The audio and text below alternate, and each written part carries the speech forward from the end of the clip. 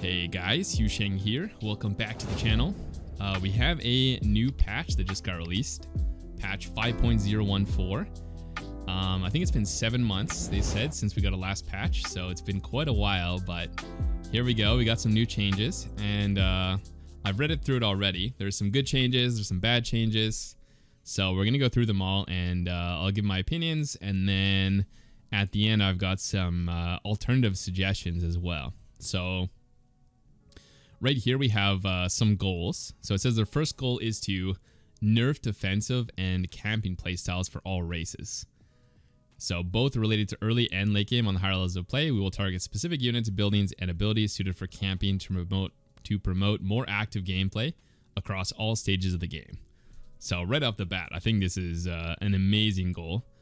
I think in general, especially below the pro level, camping styles are just absolutely out of control, especially mech, and especially sky toss is really abusable, and I think those playstyles are quite a bit easier to play as well. So I am very happy with this first goal. And then it says here their second goal is to continue reshaping Protoss tools for high level gameplay. We believe there is still a major gap between how Protoss race plays and feels on the highest level of play and the levels below.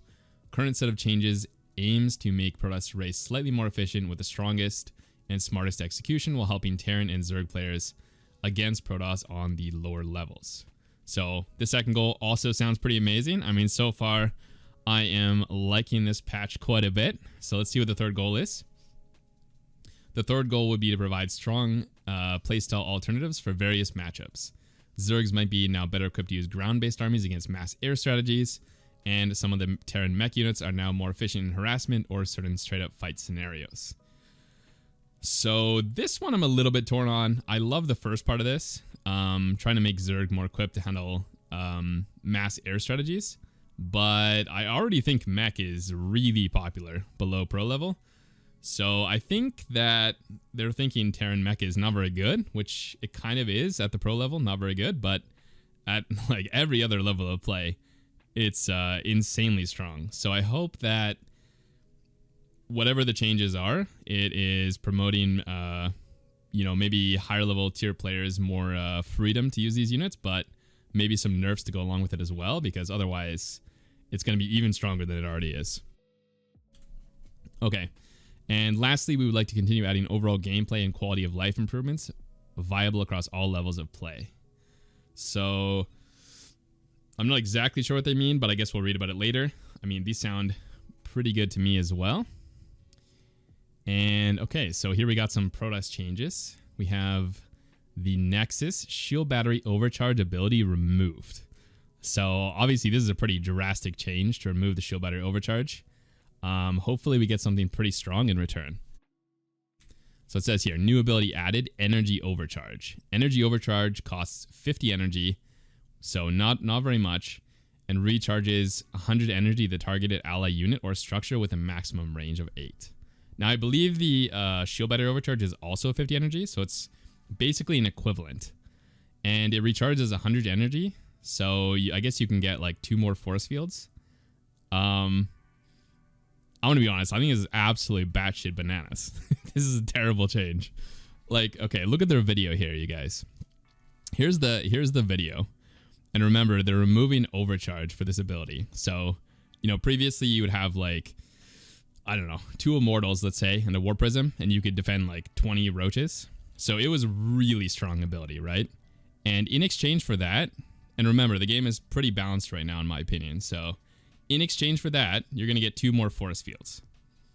Now, I don't want to complain too much because we just got started, but that doesn't seem very equivalent to me. So unless there's some pretty big changes later in this patch notes, I'm not really sold on this one. This seems like a gigantic nerf for Protoss that is already struggling quite a bit, I think. Like, they're not winning any tournaments. So yeah, I don't know about this one, but let's move on. Maybe there's some compensation later. So here we have a shield battery buff. It looks like they're going to increase the shield and HP from 150 to 200. I think this is a pretty good change, probably. It's going to make sure that it's a little bit harder to snipe the shield batteries.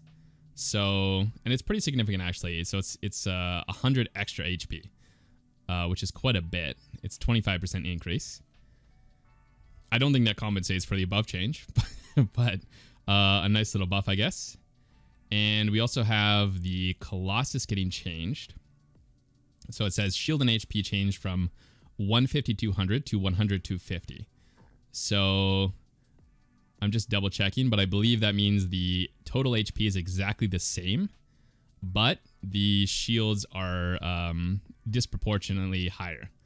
So you're going to be able to like recharge the HP better. Let's see what they say here. So with no battery overcharge, having more shield is no longer crucial for key Protoss units like Colossus. Instead, having more HP will be helpful against EMP. Oh, maybe I misread this. Ah, I see. I think they reversed this, no? Shield and HP from 150. I think they miswrote this, because I think what they're saying is they're going to have more HP and less shields. Okay, I'd have to check the original stats, but I think if they're making it have less shields and more HP, that's good. If they're making it have more shields and less HP, that's bad. But I believe this is miswritten, right? Because the shields are usually at the end.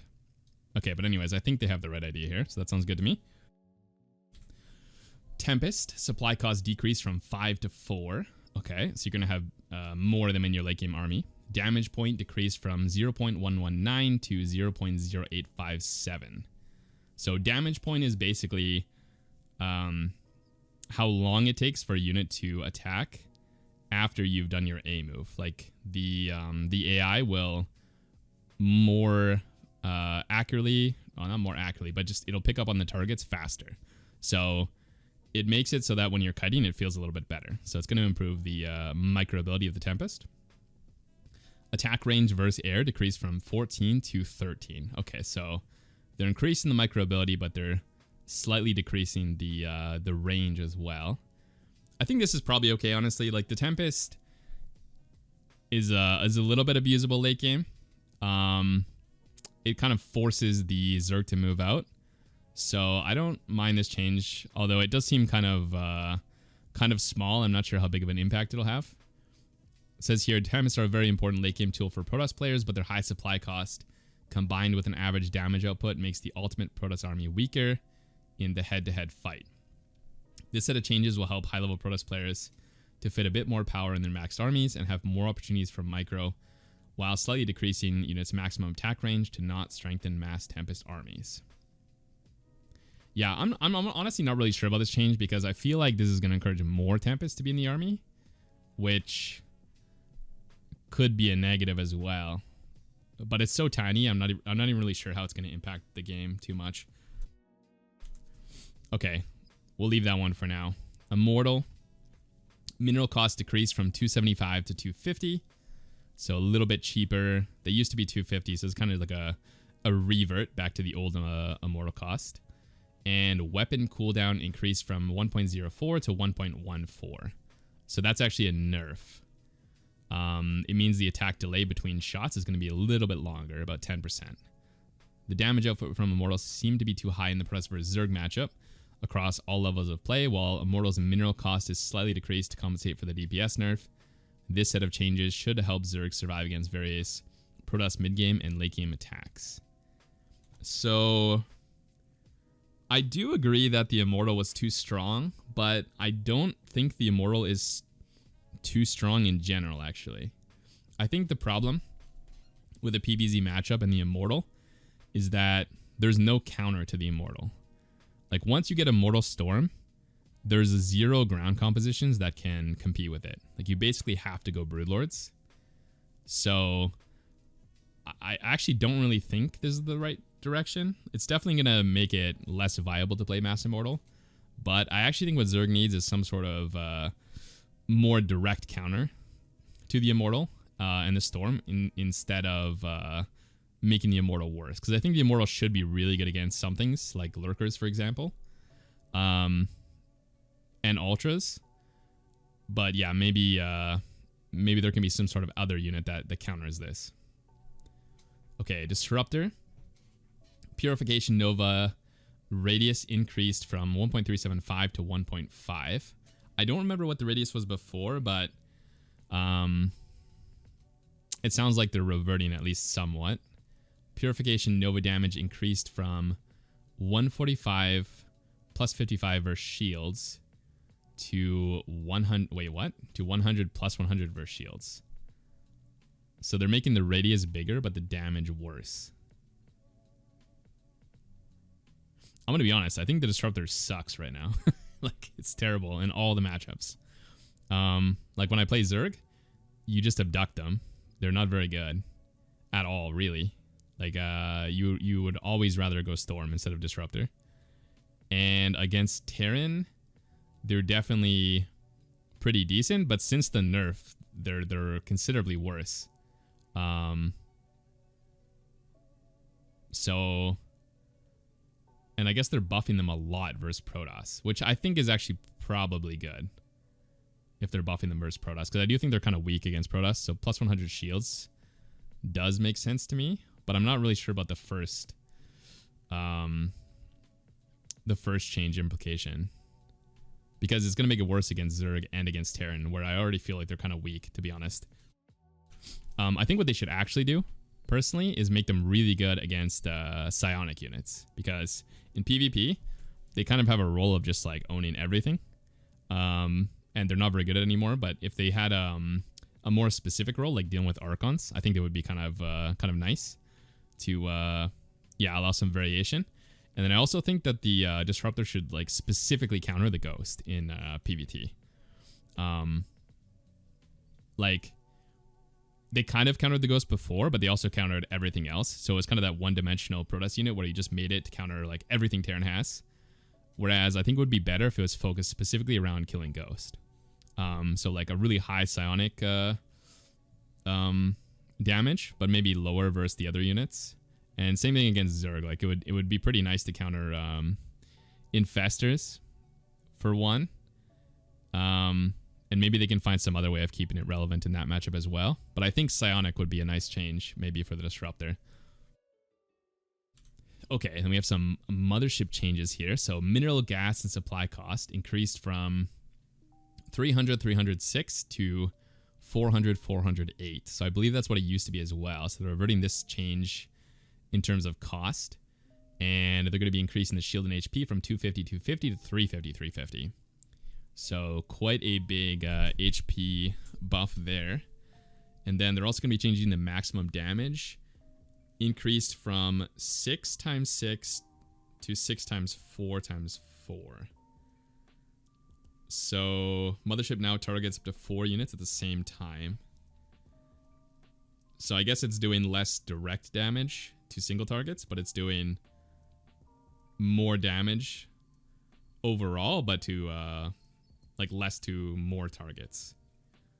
So like the overall DPS is higher, but the single target damage is lower, I believe. While we are happy with the previous set of changes, which brought Mothership back to Protoss vs Terran late game and improved its efficiency in other matchups, we also appreciate the community feedback about this unit losing an important part of its identity. This set of changes brings back full Mothership power with its widely known 400 cost.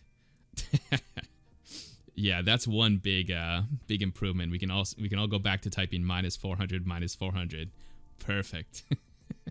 While also adding a unique ability to target up to 4 units at the same time. The single target DPS of the mothership is now reduced, but the overall damage output will be much higher. Yeah, okay. So, I mean, I don't even know how impactful this is. Like, I'm looking at that graph, or the GIF at the bottom here.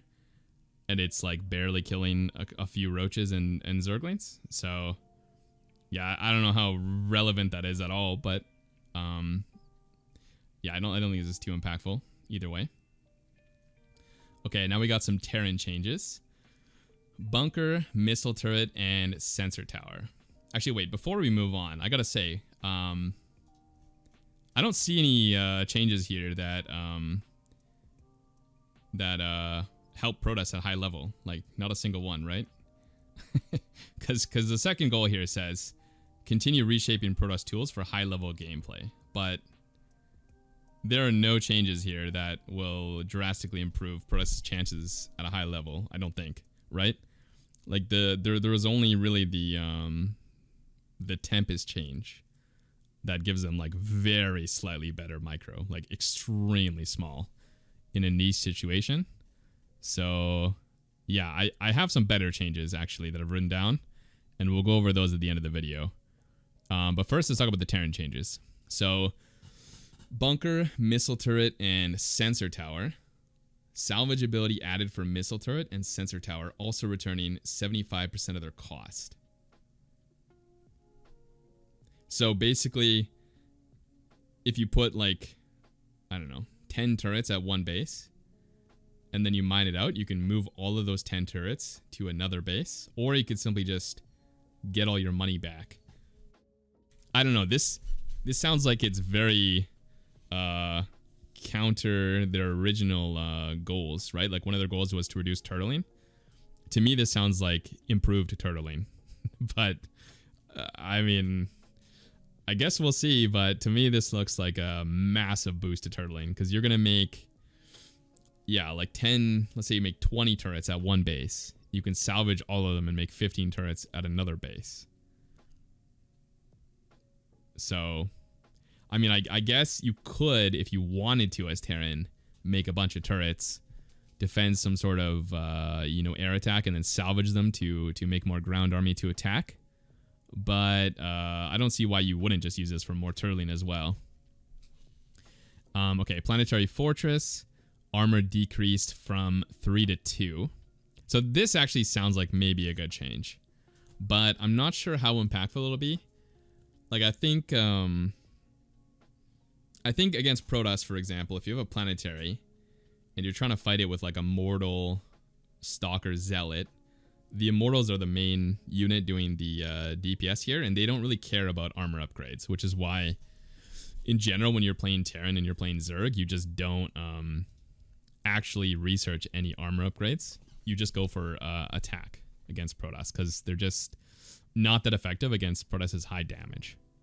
So I don't think it's going to affect Protoss at all. And then I think when you're playing Zerg against Terran, you're generally using Banelings to blow up the PFs. So I'm also not sure how impactful it's going to be in that matchup either. Like, if you're using Zerglings to take down the planetary, this is obviously going to be better. Or more, they're going to be more effective. But I don't know if this is really going to reduce turtling. So I think a better change would just be to remove the armor upgrade. What is it? Neo Steel Frame, I think.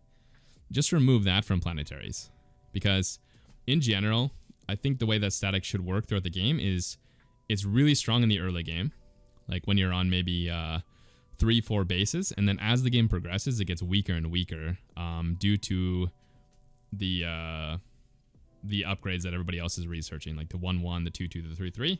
The static defense slowly becomes obsolete.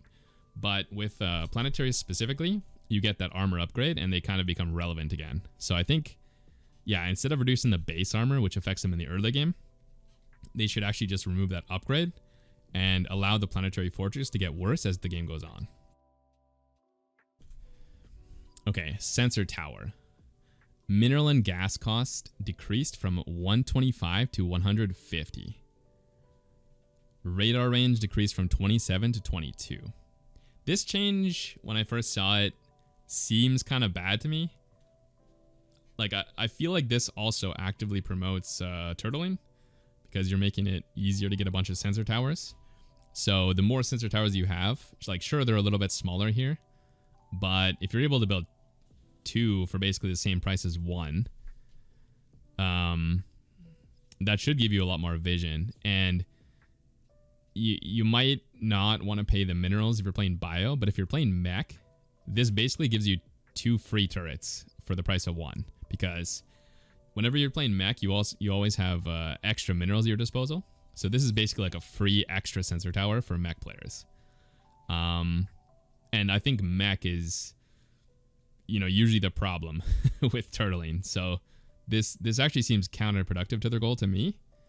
But maybe, I mean, I'm being devil's advocate here, but maybe the range is enough that it is impactful. But I don't see it, so we shall see. Okay, orbital command. Extra supplies call down now also increases the HP of supply depot to 500, immediately repairing it. I mean, this is just terrible, I think. I have no idea why this is here. This seems extremely strange change to me. Like, I actually don't think Terran needs any help against rushes. I think they're actually by far the strongest race at holding rushes. So, yeah, this is an extremely weird and niche change that I don't think anyone asked for. So I'm not really sure even why this is in here. Yeah, I would just remove this change. I don't see any reason to have this. Okay, Hellion. Blue Flame upgrade bonus damage versus light increased from +5 to +9. So this, I'm pretty sure this is a massive buff. Like, I can't remember what the Hellion base damage is, but it's almost doubling the Blue Flame upgrade. And I feel like whenever I play against Hellions with Blue Flame, they're like vastly improved. So doubling that seems crazy, but I think this is one of the ones that I have to try and play around with. It says in the developer comment that they're allowing the Hellions with Blue Flame to two-shot workers is kind of the idea. So I'm not sure if it affects like the unit against Zergling. They might have made it so it doesn't do that, or Zealots or whatever. But yeah, at least in my experience, whenever I played against Blue Flame Hellion Harass, it feels like they're really good, actually. It doesn't feel like they're weak at all. And it kind of feels like they're trying to increase the power of mech, which again, it's not used at the pro level, but I really don't think we should be buffing mech, or at least we should be really careful about buffing mech, because if you buff mech, it's going to be probably too strong at every single level except for pro play. Like, even in GM, it feels like mech is quite powerful, actually. So I don't know about this one either. I think we got to be really careful with this one. And then we have some Liberator changes. Advanced ballistics effect changed from providing +2 range in defender mode to increasing the radius in defender mode from 5 to 6.25. So basically, instead of adding some range to the circle, they're going to add a radius increase instead. So I'm not sure exactly what the implications are here, but it should make it harder to harass mineral lines a little bit, and it should make it easier for the opposition to snipe the Liberators, but also give the Liberators some more power in like normal engagements. So I think there's a lot of implications here. I don't want to speculate on this change too much, because I think it's really complicated, actually, even though the changes are pretty straightforward. I think it's complicated. So we'll just have to see how this one plays out, but I think this is probably a good change overall. And it says Smart Servos upgrade is now also affecting Liberators. With Smart Servos, Liberator siege time is decreased from 2.89 to 2.12. And unsiege time is decreased from 1.46 to 1.13. So improving the siege and the unsiege. Again, there's a lot of implications here, so I don't really know how it's going to play out, but I think this is probably good. Like, I know a lot of Terrans are really struggling to just move their Liberators around. It's kind of annoying because they're one of your key units in TVP. And it's very difficult to always have them in position. So I think making them weaker, like reducing their range, but making them kind of, easier to set up for Terran players could be a good thing. But again, it's very complicated, this one, I think. So we'll just have to play around with this one once it's released on the PTR. Okay, some Thor changes. Explosive payload. Splash damage. Splash mode. Damage is increased from 6 + 6 versus light to 8 + 4 versus light. So we're making them better versus non-light units, I believe. Yeah, so it's going to be better against Void Rays specifically, I think. Although I don't know when Void Rays are a problem, except for mech, I guess. So I suppose this is like a change to make mech better against Protoss, which I don't think anybody wants, but I could be wrong. But I sure don't want that. Yeah, I don't know. This change, I feel like there's one person on the Bound Council that really likes mech. And I don't know who they are, but they like really want mech to be playable. And yeah, I hope that this one probably doesn't go through, because I don't see any reason to make mech good versus Protoss. It's pretty boring to play against. Yeah, I personally really don't like it. Okay, then we got some Zerg changes, and these ones are pretty bad in my opinion. But let's go through them. Okay, we have the Queen here. Mineral cost increased from 150 to 175. So right off the bat, all the mass Queen styles are going to be bad. And I think if you're not a Zerg player, you're going to think that this is a good change, but I'm going to tell you why it's a terrible change. And then we've got the hatchery mineral cost being decreased from 300 to 275. So I guess theoretically, they're wanting you to build more hatcheries and less queens. We also have a spine crawler change. Build time decreased from 36 to 32. Damage increased from 25 plus 5 versus armor to 30. This change, I'm not sure about the damage increase, but the build time is really good. And the build time is really good because in the previous patches before this one, cannons build faster than spine crawlers. So when you're getting cannon rushed, you can't really build spine crawlers as a response, because if they start their cannons and you start your spines at the same time, the cannons finish first, which basically allows them to always win in those situations. So this change should have been done a long time ago, in my opinion, to allow for that. However, I do think it would be a better change to do the opposite, where you increase the cannon build time instead of decreasing the spine crawler build time. And the reason I think it would be better is because PvP, Protoss players also struggle versus cannon rush. And so this change only affects Zerg players, whereas the other change would affect Zerg and Protoss player cannon rush defenses. And yeah, I think Protoss players should get some love at defending the cannon rush too, because it's really hard for them as well. And if you're a Terran player, you probably think cannon rushes are easy, but trust me, Terran cannon rush defense is like twice as easy as the other two races. It's not even close.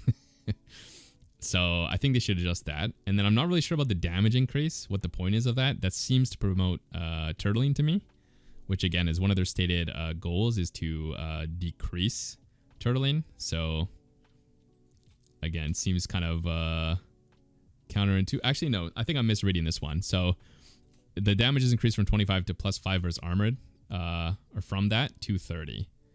So let me think. What are even the implications of this change?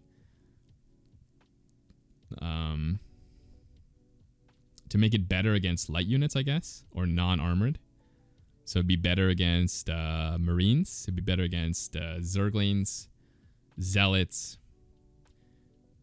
Yeah. So I think this change is better for players that want to turtle, right? Okay, yeah. I think that's what it is. It's better against like any light unit. So that just seems to promote turtling to me. But let's go on. So we have Spore Crawler, damage increased from 15 to 20. So they're making it quite a lot better. I guess this is compensation for the Queen nerf above. And they're decreasing the HP from 400 to 300. Yeah, I mean, you don't really kill Spore Crawlers too often, so I think that this change is designed for late game. I think is what I read earlier, is they want to improve the Spore Crawler, but they don't want it to be super great in the late game where you can turtle hard. So yeah, so the Queen and the Spore Crawler changes are supposed to complement each other. But like I said before, I'll explain why this is, I think it's bad. Basically, in the current patch, I think a lot of Terran and Protoss players think that Queens are really easy to play, and they kind of are like a catch-all defense for everything. But and to be clear, I also thought this when I played Protoss, but it's completely untrue. It's actually the opposite. Like the Queens in the early game are by far the hardest thing to hotkey and to control, because you have to have multiple hotkeys to do all sorts of different things.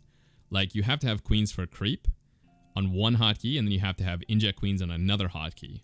And sometimes it's even harder than that, because against Protoss, for example, you have to have queens in your main that are defending Oracle there, and then queens at another base defending Oracle there, and they often rotate between the bases as well. So it's very complicated in terms of your movement, and it's very complicated in terms of your hotkeys. And then on top of that, you have to continue doing your injects, and that requires the queens to like rotate to different hatcheries. So it's actually extremely complicated and extremely hard. So it's really, really skill intensive. And the problem with this change, in my opinion, is that it's actually actively reducing the skill, because you're going to rely more on spore crawlers naturally since they're better. And spore crawlers, you just put them there and then you close your eyes and they defend you. So yeah, so it's like it's actively making the game easier for Zerg players, and reducing the skill required to use queens. So I think it's going to have actually the opposite effect that they intended here. It's going to make it easier for Zerg when we shouldn't be making the game easy, because I mean the game, you're supposed to have a high level of skill expression. So I really don't like this change. And I also think there's a misconception that Terran or Zerg can build queens against everything. Like they're not very good against ground units. Like if you build let's say 9 queens against like Protoss Zealot attack, you're gonna get absolutely owned. So I really don't like this change. I think if they want to make the queen maybe a little bit worse at protecting ground units but better against air, that could be a good change, because I mean, even though I don't think it's good against everything, it is fairly generalized. So if you wanted to make it more specialized, I don't think that would be too bad of a thing. But the problem is that Zerg in the early game has really poor scouting against certain openings. Like if Terran opens with like a Viking, or Protoss opens with a Void Ray, you pretty much have no scouting at all, and you have to play a generalized response. So I think if they do nerf the queen in such a way as I described, they would have to give some better scouting tools to Zerg so that they can see what's actually going on. Like one change that I think would be really good is if they made the Cyber Core have an obvious tell that it's researching +1 air, or any air upgrades for that matter, instead of Warp Gate. Because I think oftentimes what'll happen is if you're playing against carriers, you'll scout that they're researching something on the Cyber Core, but they usually research Warp Gate. So by the time you realize that they're going air, they're already starting their +2 air attack, and Zerg is like drastically behind against carriers. And also in those situations, you don't even know if they're playing ground, so you have to build some roaches as well. So there's just like tons of problems against like these Void Ray and Viking openings. Like same thing with Battlecruiser, right? If you don't know what they're doing, they could be going Mass Marine, which queens are terrible against, or they could be going like Battlecruiser, where you need lots of queens. So there's too much there's too much randomness to what the opponent's doing, and not enough ability to scout. So that's why the queen's kind of necessary to cover all your bases. But okay, so we also have some Hydralisk changes. So they're making the move speed on creep with muscular augments, or the move speed on creep with muscular augments upgrade decreased from 5.11 to 4.83. So they're slightly slower on creep. And they're adding a new ability called Dash. Dash is researched in the Hydralisk Den, requires Hive. The upgrade costs 100 minerals, 100 gas, and it takes 64 seconds. Dash is an active non-targeted ability with 10-second cooldown. Upon its use, Hydralisk receives 60% move speed bonus for 0.71 seconds. So I don't know if I like this one. Like I like the general idea of giving more movement speed buffs, because the faster units are, the more skill they take to utilize. But I'm not really sure the Hydra needs this change, to be honest. Like the idea is to dodge Storm and to dodge Disruptors. But yeah, Disruptors I think don't really need to be dodged too often. Like you're supposed to be abducting them with Vipers anyways. So it's not really a problem in the current meta. And against Storm, you have the Lurkers to like zone out the High Templar. So I don't really think they need this, to be honest. I feel like this might even make the Hydralisk really, really overpowered against ground units, because I already feel like the Hydralisk Lurker is very strong, actually, against ground.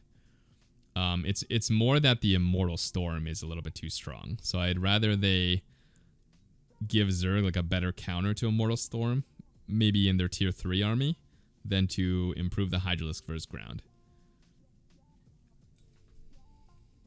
But we'll see. I mean, it is pretty skill intensive if you have to use this ability every 10 seconds. So it's possible I could be wrong about this one. It could be pretty cool potentially. One thing I do want to say though about this change specifically for like from a Protoss perspective is this ability should have been given to Zealots because like Zealots are one of the least microbial units for Protoss. Like the charge ability actively reduces your ability to micro. And so what they really need to do to, and also by the way, in the Protoss changes, they didn't give any new things for high level Protoss players to benefit from. So one thing they could really add is a charge ability that, or not a charge ability, but just like a movement speed buff instead of charge. That would allow Protoss to micro more, and it would be really impactful for high level players.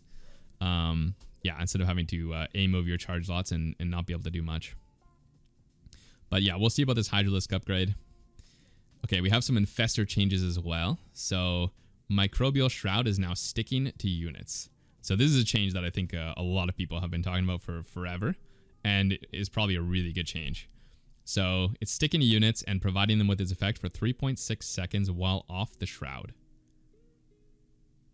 So off the Shroud seems weird. Like, I'm not sure why they have to go back on the Shroud to regain the ability after 3.6 seconds.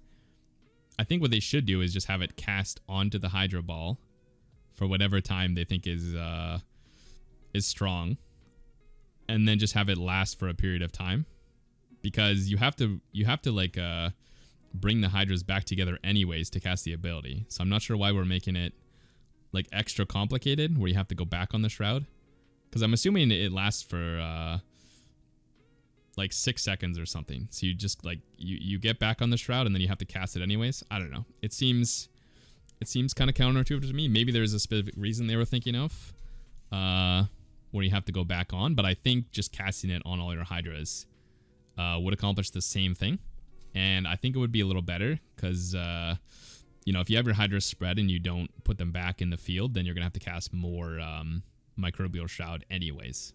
So, yeah, I don't see the point of having to go back on the Shroud, but yeah, this is a great change that we've been talking about for a long time. So this one I actually really like. Oh, one more thing, though. I don't think it's going to be good still. I actually don't think it's going to be good, because if you go into the unit tester and you grab some Hydralisk, and you go like 0-0 Hydra against carriers, and you use this ability, you'll actually realize that they still get owned. Or at least they trade worse. And if you're going for Hydralisk plus Infestor, there's no way you have money for anything else. Like you are locked into that comp. And if they don't even trade decently when there's you know, only Hydralisk Infestor against carrier, then there's no shot they're going to be able to do well once you know, Disruptors or High Templar are added. So I don't think that this is enough. I think they actually need to buff the Shroud quite a bit for Hydras to actually make this work. But if they do that, they need to be careful about buffing it when you use Queens, because the Microbial Shroud with Queens is actually significantly stronger than when you use it on Hydras. So they need to figure out a way to make it specifically good with Hydras, but not Queens. Okay, we have an Ultralisk change here. While moving, Ultralisk is now able to push allied units. Okay, easy change. This sounds great. I mean, it has a little bit of balance implications, but I think overall it just makes the Ultra feel a bit better. So, yeah, this seems pretty cool to me. I don't see any reason not to go with this change. And, you know, maybe next patch, let's say the Ultralisk is really OP now with pushing units. I doubt it, but let's just say it is.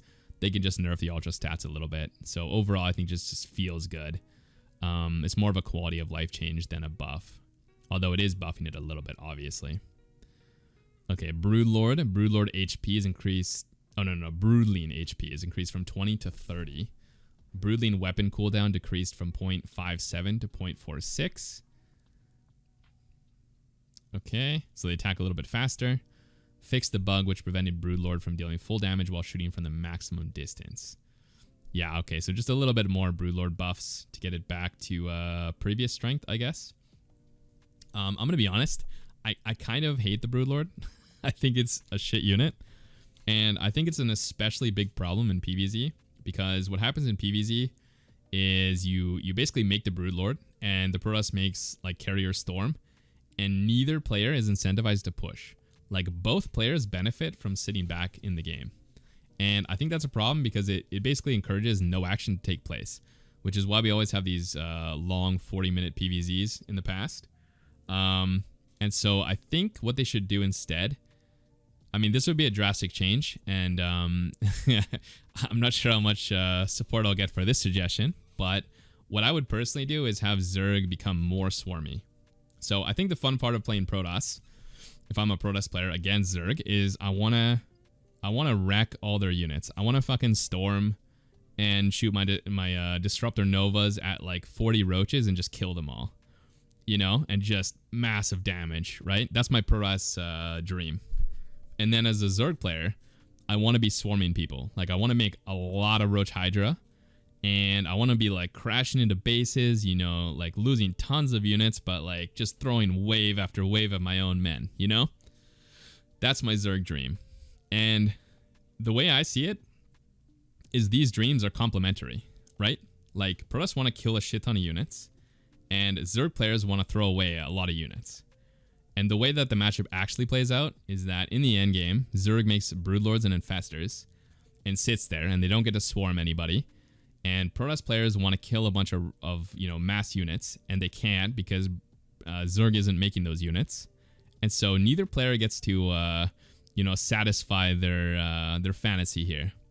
So what I would personally do is maybe keep the Broodlord, but just make it like really good against static defense or something, but not have it be very good in a main army. And this one might be hard to wrap your head around, but what I would do instead is make it so that the basic units are much more playable in the late game.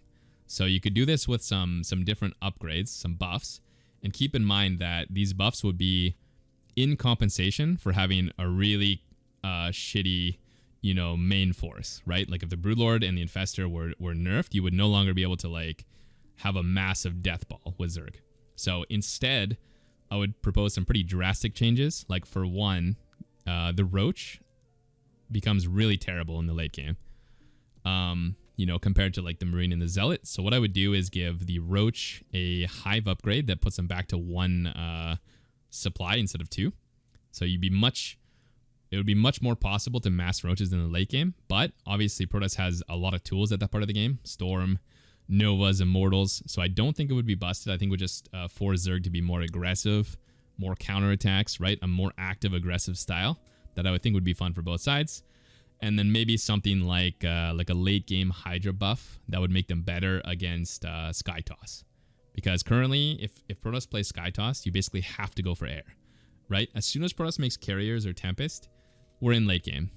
You wanna play aggressive Zerg? Too bad. You gotta play Corruptors now, buddy. So I think what they should do is give Hydras some sort of way to actually compete with Carriers directly. And then of course, if you have Infestors, they're even better than Carriers. And you know, if Zerg has Infestor plus Hydra and Protoss has Carrier, Disruptor, Storm, it's pretty even. So I'm not exactly sure what change they would need to make the Hydra really good against Carrier, but maybe some upgrade that affects them, like gives them a bonus attack versus air, for example. Or I want to say more armor, but then I think they would affect like versus Marines and stuff. So I'm thinking more like direct damage versus air would be really good.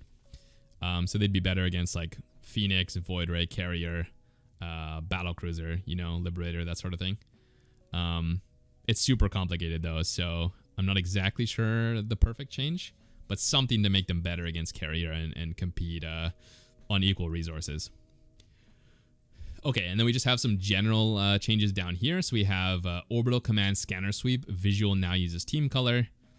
perfect. Nobody's complaining about that, I don't think. Unless they're colorblind, maybe. No, I think you can change the colorblind modes, so it shouldn't be a problem even for them. Sensor Tower Raider minimap visual now uses team color. Awesome. Command Center, Nexus, and Hatchery now auto rally to mineral fields. At first, I was like, oh man, my elitism, I need to rally them myself. But actually, I think it's fine. I think this is actually more of like a noob change, because if you're at a high level, what you're going to do is you're going to rally all of your bases to the new base anyways. And so this actually isn't taking away from any of the skill. It's basically just a quality of life change that's nice overall. So that one's awesome. Workers waiting for refinery, extractor, or assimilator to finish do not count as idle. Great change. I mean, they shouldn't be idle. They're waiting for a task here. You know, for Terran players, often they'll use their idle worker on the depots. So it feels like, oh shit, I have some workers idle, but actually they're just waiting to go into the gas. So great change there. SEV random delay between moving while building adjusted from 3.57 to 7.14 to 4.64 to 6.07. Yeah, I'm not exactly sure. I think this is just reducing the randomness of the movement. So it's more similar each time it moves rather than such a drastic, you know, one time it's moving really fast and then one time it's moving really slow. So, I mean, this is probably the tiniest change I've ever seen in a balance patch. Besides maybe, no, even more than bunker build time, you know, increased 10 seconds. So this is like, you're probably not even going to notice this, even at my level. So that's whatever. And then added icon to command card for Infestor, Hellion, Hellbat, Liberator, showing unupgraded passive upgrades. Yeah, so this is basically just nice because when you look at your unit, you can see that they're not upgraded. And remember to upgrade them. Whereas if I guess if you don't see them, it's like a little more unintuitive if you have them or not. So that's kind of nice. Siege tank and immortal tracking change from previous patch reverted due to causing unintentional retargeting. I don't know about that bug, but it's just a bug fix. So that's nice. Fixed an issue where Blinding Cloud caused certain melee units attacks to be more easily cancelled. Again, I have no idea about this change, but it's just a bug fix, so obviously that's a good thing. Fix an issue where Blinding Cloud could cause planetaries to not attack units at melee range in certain angles. Now this one I oppose because I play Zerg and use it. No, just kidding. This one's also good. Great bug fix. And fixed an issue with issuing orders on certain types of rocks in fog. Okay. Fixed an issue with changing Zealot move animation speed. And tweaked Hydralisk move animation speed to match its actual movement speed. So, I mean, all of those seem fine. They're not really changing anything, just some small visual bugs. And yeah, those are all the patch changes. So there's a lot of crazy shit in here. There's a lot of good changes as well, but I feel like we need some pretty big reverts, especially because a lot of these changes don't really seem to affect their goals. Like, when I started reading these balance changes, I thought, man, these are some sick goals. And then, once I finished reading the changes, I thought, those were some sick goals, but which of these changes were supposed to affect these goals? Because I feel like either they don't affect the goals, or they like actively fight against the goals, you know? Like here it says we don't want to have strong defensive or camping playstyles. And then I think there's like 5 changes that buff camping. So very confusing. Yeah, I don't like a lot of the changes. I really hope we get some reverts on a lot of these. And I have some changes I just want to go through. I posted on Reddit as well. Let's see if I can put these up on the screen. Sorry, give me a sec, guys. I got to change the OBS here. Okay, how do we do this? We go window capture, new, and then, yeah, easy peasy. Okay, here we go. So this is what I wrote on Reddit. So this is my original comment. You can go read it if you want, but I just wanted to give myself some notes here. So these are some of the changes I had. So their main goal, the first goal is to nerf defensive and camping playstyles, right? I didn't really see a lot of changes to that. I think the PF was nerfed from 3 armor to 2 armor, which is good, but it's very small. So instead what I would do is, one change I think is really good, is give the Broodlord a plus damage to buildings. If you play Zerg and you've ever had like 12 Broodlords hit a PF, it's so sad. It's actually, it makes me want to cry, you guys, because I'm watching these fucking 12 Broodlords, which you spend absolutely absurd amount of money on, and there's like 10 SCVs repairing this PF with the building armor, and your broodlords are just doing absolutely nothing, you know. I've had games against mech players where I have these broodlords like trying to kill one PF for like 5 minutes straight. Like they're absolutely useless. And you know, this might not be a problem if the broodlord had like a different role, but the broodlord's role is supposed to be to break turtle, right? And it's terrible at this role. It doesn't do anything against these buildings. So what they need to do is they need to give the broodlord a plus damage to buildings buff. And I really like this role change because it would actually allow the broodlord to have a very significant role. But it would also give the Zerg some more freedom to perhaps go into a more swarmy playstyle instead of actually playing this turtle broodlord infestor style that I think is not very fun and kind of boring, and yeah, not fun for spectators. Anyways, I just hate this mass broodlord infestor turtle. So I am a strong advocate to remove that. And then I also think another good idea, kind of the same purpose, would maybe just be to remove that building armor upgrade entirely for planetaries. Now, obviously, it does affect other buildings too. Like, it affects your bunkers, it affects your turrets and stuff. So I don't necessarily think they have to, you know, nerf it for everything, but I think just for planetaries specifically, they should probably just remove this this upgrade, because whenever you play these defensive turtle styles, your static is supposed to get weaker as the game goes on, in my opinion. And a lot of the problem with this upgrade is that they don't get weaker. They actually, they get a little bit weaker, and then you get the upgrade, and now they're back to being very strong in the late game, right? So I think that they should just remove this upgrade. And on a similar vein, I think they should remove Protoss' shields affecting buildings, because the same thing with the cannons, right? Like, they're supposed to be getting weaker as the game goes on, so you have more reliance on your other units, and instead you have upgraded static defense, which promotes more turtling. So yeah, I think they should just remove that as well. And then we have another point here is that when they added the shield battery, the cannon became a lot stronger. Like, originally in Wings of Liberty, you just had the cannon, right? And now you have the shield battery buffing the cannon. So I think they just need to rebalance some of the units that were designed to break these turtles. So, for example, the Baneling. The Baneling has like a plus structure attack. So, you know, in Wings of Liberty, the game designers had that included so that Zerg would have a way to bust the static defense. And by adding the shield battery, you made it, worse indirectly. So I think they should just buff the Baneling damage versus structures. Now, one complaint that I think Protoss players might have is that this would make Ling Bane bust a lot stronger in the early game. Like, you know, right now, if it takes like 16 Banes to break a gateway and you change it so that maybe it's only 10, that could cause some big problems. But there's actually a really easy solution for that. You just add it to the Baneling speed upgrade. Boom, problem solved. So that's another change I think would be really good. Okay, and then they had a second goal, which was to continue reshaping the Protoss tools for high-level gameplay. I don't think they addressed this in the slightest. Like, I don't think any of their changes helped high-level Protoss at all. Like, I don't think Max Fax is suddenly going to be better after this patch or have more skill expression. And the more skill expression is the important thing. Like, these high-level Protoss like Hero and Max Fax are not... they've already reached the skill ceiling, right? Like, there's basically nothing for them to do to improve their gameplay. Like, if you're playing Zerg, there's so much to do, you can never do it all. Like, you always have stuff to improve on, right? Which is why we've seen Raynor lately. He's adding burrow banelings. Like, we've seen a ton of the top Zergs like burrowing lings in the Terran main to force a bunch of scans. Like, there's so much extra skill ceiling for the other races that Protoss doesn't have.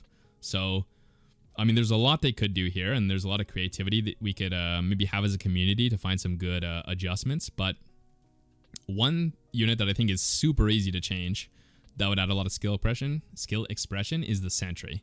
Like, currently the Sentry is not even used, right? Like, you don't use it in the early game for force fields, not very often, because the Ravager counters it too hard.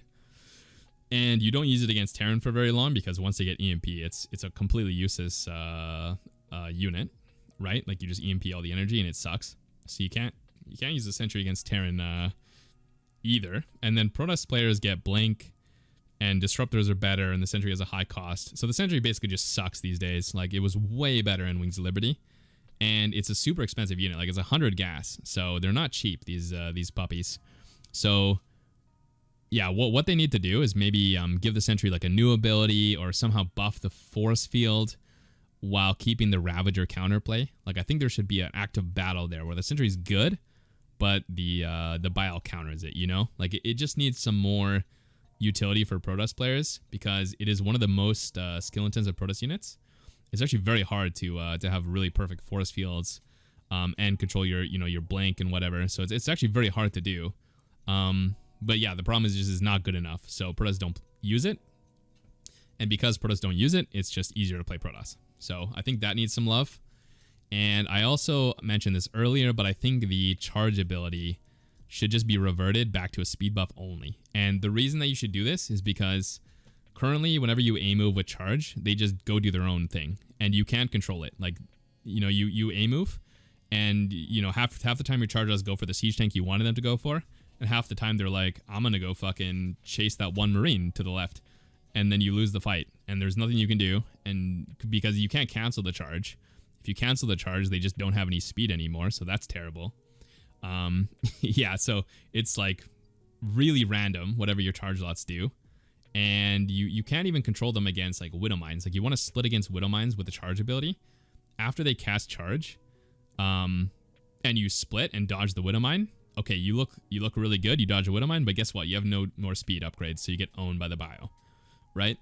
So it's just like an ability that actively punishes good players. Like, you literally are not supposed to micro them in almost every situation. So what they need to do, remove the charge ability, just give them a speed buff, and that would solve so many problems. It would give top players more skill expression, to be able to do some creative stuff with them, like get surrounds or run away at certain key moments or whatever. So yeah, they should just revert that, give them a speed buff as a replacement, and that would just naturally give high-level players a strong benefit. And I think it would also nerf it against, like, if you're a weaker player. So it's a great thing all around. And then I think the last thing that they should do for Protoss is they need to kind of reduce some of the volatility of these AoE units, because the way Protoss works is if you land some really good storms, you are owning your opponent. And if you don't land some good storms, you are the one getting owned. And there's too much volatility with these units. Like, obviously Protoss relies around these spellcasters and it's fun to play, but it's too much, right? And what they need to do is they need to give some of the power back to the gateway units. And I think people have been saying this for like 10 years, so it's nothing new, but the most common pushback to this is that, okay, if you do that though, then you're going to be making war prisms really good.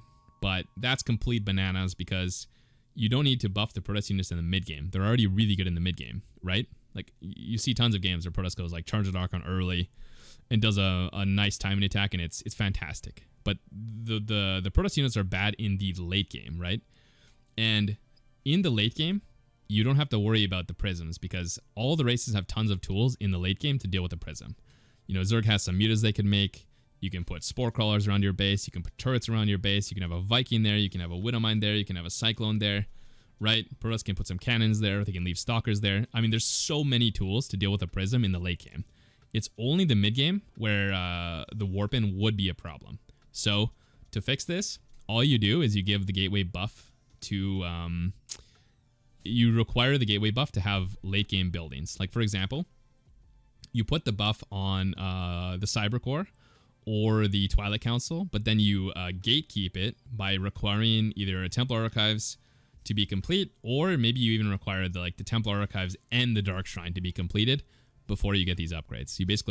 You lock them behind some high tier tech so that they can't get them in the mid game, or you could get them in the mid game, but you would be like really hurting or spending a lot of money and hurting your mid game position. So it'd be totally balanced, right? So yeah, anyways, I think this video is really fucking long, but there was a lot of stuff to talk about. So hopefully you guys enjoyed the video. If you did, make sure to like it and subscribe. I got a lot more content coming up soon. And yeah, that's it for the video. We have group practice Wednesday. Check out the Discord server if you want to learn more about that. And I'm going to go get some tea because my voice is dying. I think we talked for like an hour. yeah, leave a comment what you think about my suggestions and about the balance patch, and I will see you guys soon in the next video. Thanks for watching. Peace.